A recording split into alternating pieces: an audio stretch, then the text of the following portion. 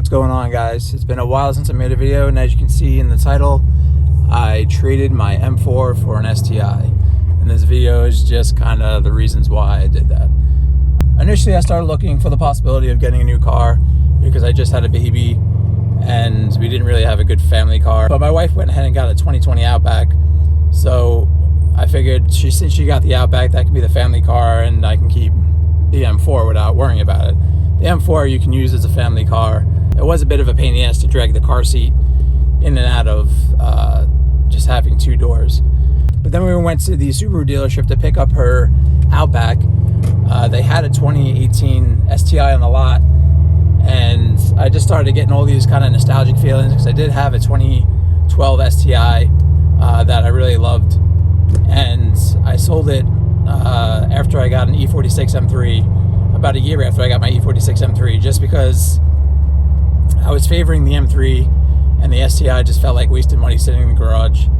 So I sold it, and obviously I regretted it. So lately I've been kind of feeling like I wasn't into cars as much as I used to be.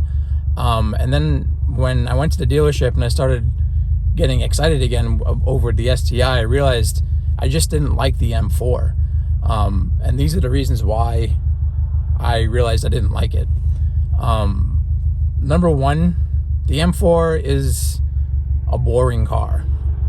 Now, when you're going fast, like over 70, 80 miles an hour, it can be a really fun car because that's what it's made for, or if you're going through the track a lot. But for your daily driving, it's not really a fun car. It's all electronic. It's a really numbing driving experience. There's no feedback in the steering wheel. There's no feedback really much at all. And it's just boring to drive. When you're doing normal daily driving, it pretty much just feels like you're driving a regular luxury sedan. It's kind of like playing a video game. And it's just really boring to drive if you're not going fast. That brings me to my second point, the DCT. So I've been driving manual for probably almost 20 years, and I decided to give the DCT a shot because I know most new cars are moving to some kind of automatic or DCT transmission, like all the supercars, and I really did not like the experience. So it can be fun when you're going fast and you want to just slam through the gears without missing a beat, without lifting your pedal off the lifting your foot off the accelerator or getting any turbo lag or anything like that. Sure, but other than that, it just feels like, again, like you're playing a video game. There's really not much in the way of fun. It really just amplifies the disconnected feeling of driving and a numbing driving experience without the manual gearbox.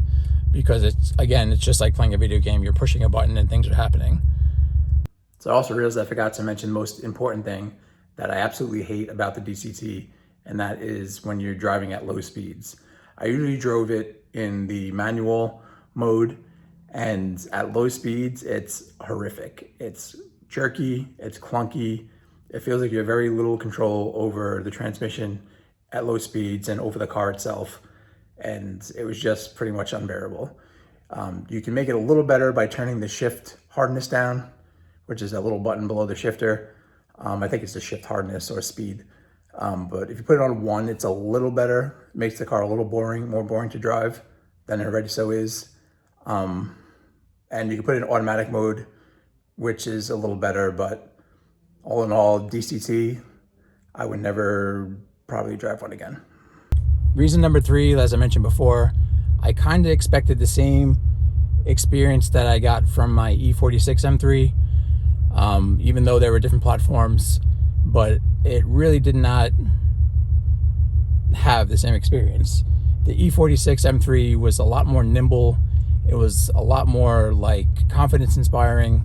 You just felt like a surgical precision type of control when you drove the E46 M3.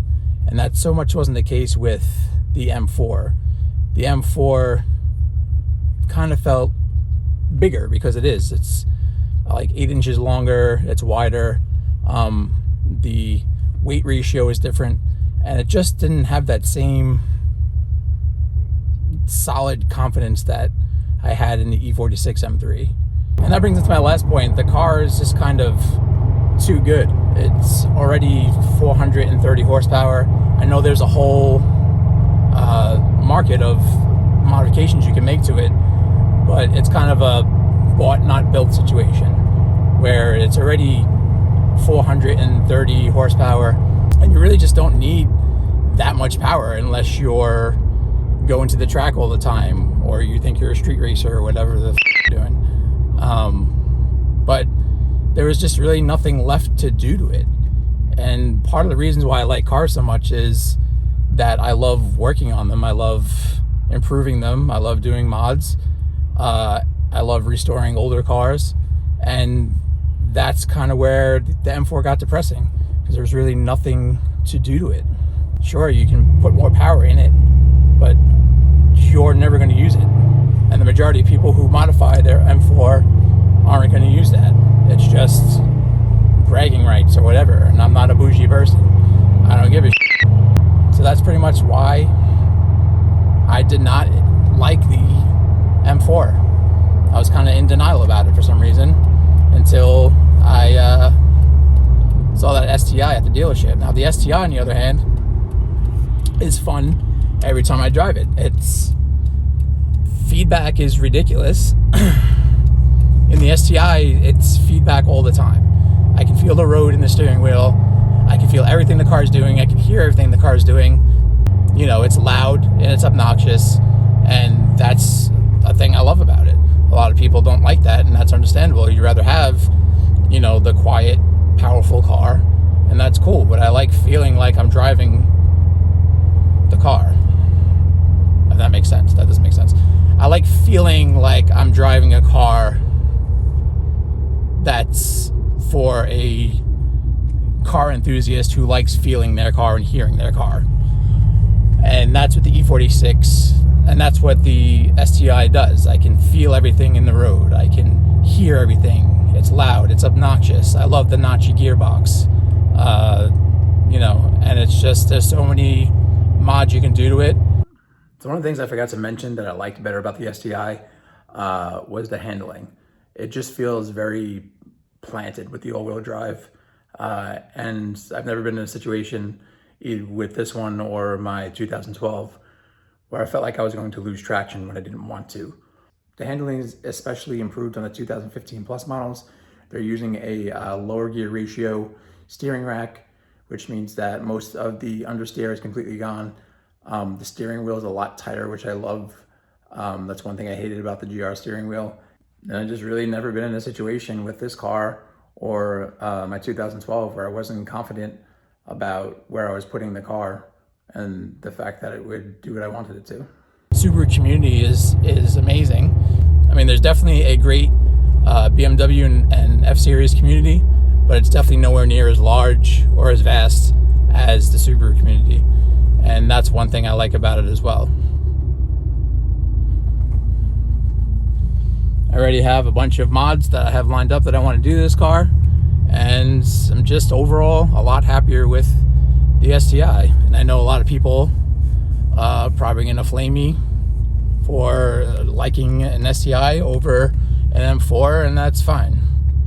But you know, at the end of the day, you got to be happy with the car you drive, and I am a lot happier with the STI than I was with the M4. I do plan on getting another E46 M3 to restore whenever I move, but for right now, this is a great family car. I have no problem getting my daughter in and out of this car, and yeah.